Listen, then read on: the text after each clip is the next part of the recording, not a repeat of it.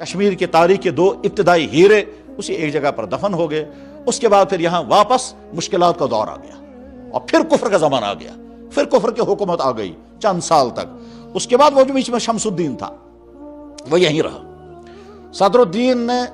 اسلام قبول کرنے کے بعد اس شمس الدین سے کہا من کود کسل سے واپس، اب تمہیں کہیں نہیں جانا ہے، تم یہیں رہو اور میری مدد کرو، اور حکومت چلانے میں، اسلام پھیلانے میں، دین کے مطابق نظام چلانے میں تم میری مدد کرو۔ مگر چونکہ عبد الرحمن بلبل رحمہ اللہ تعالیٰ کی وفات ہو گئی تھی، اس لیے اسلام کون سکھائے گا ان کو؟ مسلمان تو بن گئے یہ، لیکن اسلام سکھانے والا کوئی نہیں، نہ نماز، نہ روزہ، نہ زکوٰۃ، نہ نکاح، نہ طلاق، یہ ساری چیزیں کون سکھاتا ان کو؟ اس لیے کیا سے مسلمان، مگر اسلام کی کوئی چیز نہ ان کے گھروں میں ہے، نہ نماز ہے، نہ عبادت ہے۔ اتنی زیادہ ناواقفیت تھی کہ مسلمان بادشاہ نے آگے چل کر کے دو سگی بہنوں کو اپنے نکاح میں رکھا تھا، کوئی بتانے والا ہی نہیں تھا کہ یہ حرام ہے۔ یہ جو شمس الدین تھا اس نے کچھ زمانہ دیکھ لیا، زمانہ دیکھنے کے بعد اس نے کیا کیا، کوشش کرنے کے بعد حکومت اپنے کنٹرول میں لے لی اور یہ حکمران بن گیا یہاں کا۔ اور جب وہ حکومت کشمیر اس کے ہاتھ میں آ گئی تو اس نے اپنا نام رکھا سلطان شمس الدین سلطان کشمیر شاہ میر۔ یہی شاہ میر ہے وہ جس کے خاندان نے 250 سال کشمیر میں حکومت کی تھی، اور اسی خاندان کا ایک آدمی تھا سلطان زین العابدین بڑشاہ، سلطان سکندر شاہ، سلطان علاء الدین وغیرہ وغیرہ، اور اسی خاندان کے زمانے میں حضرت شاہ ہمنہ رحمہ اللہ تعالیٰ تشریف لائے،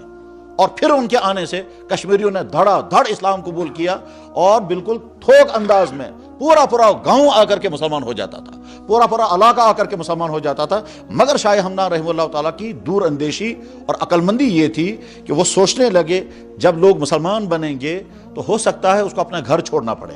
ہو سکتا ہے کسی مسلمان گھر کو اپنے گاؤں سے بھاگنا پڑے، تو ان کو شیلٹر ملنا چاہیے، ان کے لیے کوئی جگہ ہونی چاہیے جہاں یہ آ کر قیام کر سکیں، جہاں ان کے کھانے کے انتظام ہو، جہاں ان کی دینی تربیت کا انتظام ہو۔ اس غرض کے لیے انہوں نے خانقاہ معلیٰ تعمیر کی تھی۔ خانقاہ معلیٰ در حقیقت اسلام قبول کرنے والے لوگوں کے لیے شیلٹر تھا،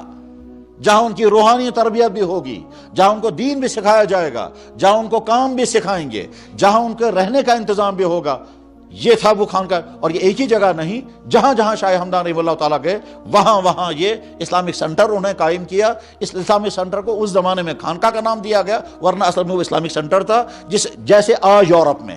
جہاں مسلمان مضبوط ہو جاتے ہیں وہ کیا کرتے ہیں، اسلامک سینٹر بنائیں گے، وہی نماز ہوگی، وہیں کھانے پینے کا انتظام بھی ہوگا، وہیں ان کے وہاں پروگرام بھی چلتے ہیں، وہیں ان کی تقریریں ہوتی ہیں، وہیں ان کے بچوں کو دین کی تعلیم پڑھے، نام رکھتے ہیں اسلامک سینٹر۔ یورپ کے بہت سارے شہروں میں یہ اسلامک سینٹر چلائے جاتے ہیں، اور اس کے سوالات بھی آتے ہیں کہ اسلامک سینٹر میں ہم کیا کیا چیزیں رکھ سکتے ہیں۔ اسی میں عورتوں کا پورشن الگ ہوگا، مردوں کا الگ ہوگا، بچوں کی تعلیم الگ ہوگی، تبلیغ والے الگ ٹھہرنے کا انتظام کرتے ہیں، تو نام ہوتا ہے اس کا اسلامک سینٹر۔ اس کو پچھلے زمانے میں کہتے تھے خانقاہ۔ اس خانقاہ میں یہ ساری چیزیں ہوتی تھی، ان کو کلمے بھی سکھاتے تھے، نماز بھی سکھاتے تھے، روحانی تربیت بھی ان کی ہوتی تھی، ذکر و اذکار بھی سکھاتے تھے، کام بھی سکھاتے تھے، اور آگے چل کر ان کے جن کے رشتے نے ان کے رشتوں کا انتظام بھی ہوتا تھا۔ یہ سارا نظام اسی جگہ سے چلتا تھا۔